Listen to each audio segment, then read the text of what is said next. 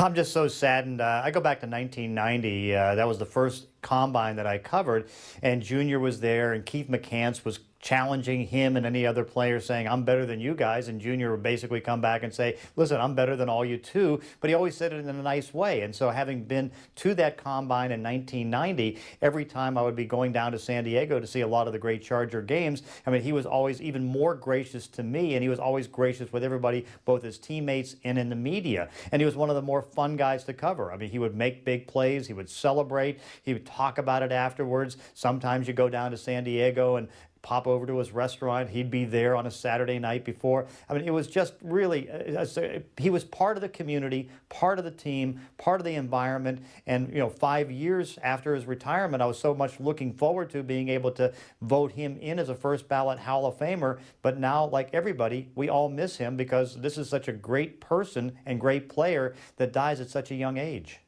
And I think the thing that is surprising for a lot of his friends and former teammates is the fact that someone that seems to bring so much happiness to others could have been struggling to find happiness for himself. Is there any more insight that you have to that note?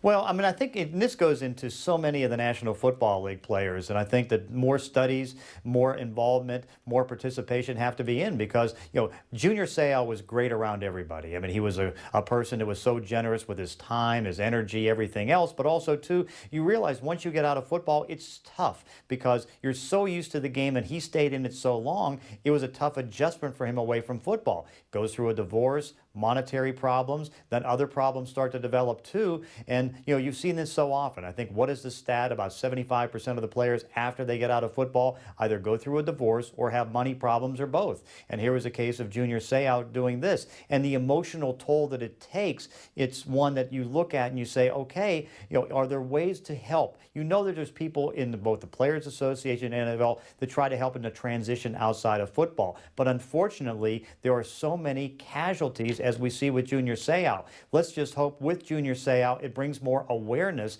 and ways that the Junior Seaus of the future can not have this happen and he can receive the help that he probably needed. John, when's the last time you remember speaking to Junior?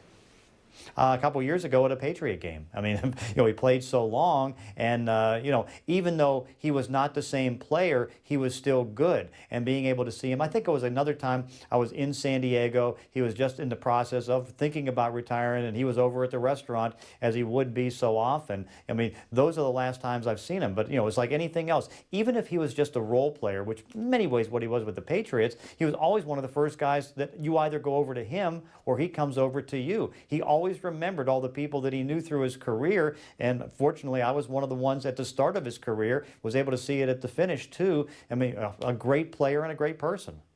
John Clayton, we appreciate your insights. Junior Seau meant so much to San Diego, and the Chargers president, Dean Spanos, issued this statement on the passing of Junior Seau, saying, "I can't put into words how I'm feeling right now. I'm shocked and devastated. Junior was my friend. We all lost a friend today. Junior was an icon in our community. He transcended the game. He wasn't just a football player. He was so much more. He was loved by everyone in our family, our organization, and throughout the NFL. This is just such a tragic loss, one of the worst things I could ever imagine. My prayers go out to Junior's family. It's heartbreaking." We are following another big story. Saints linebacker Jonathan Vilma suspended an entire season. He is speaking out about it. We will have much more on that